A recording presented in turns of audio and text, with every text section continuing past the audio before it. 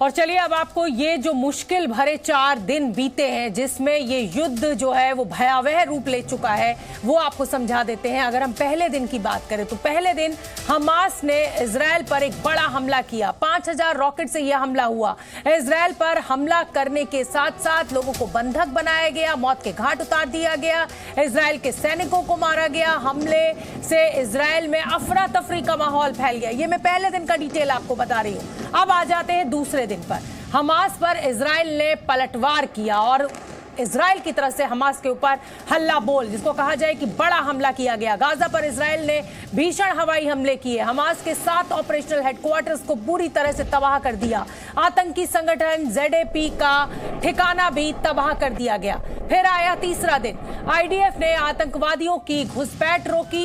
Israeli सेना की जमीन पर कार्रवाई हुई। हमास के ठिकानों पर कॉम्बिंग ऑपरेशन। इजराइल ने 1 लाख रिजर्व सैनिकों को फौरन ड्यूटी पर वापस बुला लिया।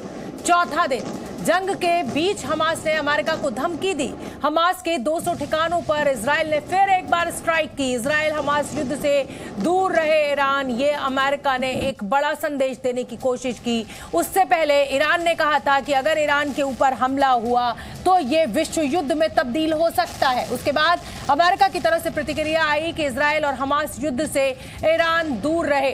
गाजा सीमा पर हमारा नियंत्रण है, ऐसा दावा इजरायली सेना ने किया है और कहा है कि अब एक भी आतंकवादी इजराइल की सेना में नहीं घुस पाएगा। तो ये 4 दिनों का डिटेल पूरा हमने आपको सिलसिलेवार तरीके से घटनाक्रम बताया कि किस तरीके से ये जो पूरा युद्ध है वो आगे बढ़ा। लेकिन मैं आपको फिर एक बार बताना चाहती हूँ कि ये जो हमला था ये हमास की तरफ से किया गया था और छुप के किया गया था। इजराइल की सीमा में घुसकर आ गए थे हजारों आतंकवादी, लोगों को बंधक बना लिया। सेना के ऊपर सीधा हमला बोला गया था हमास के द्वारा। Z News.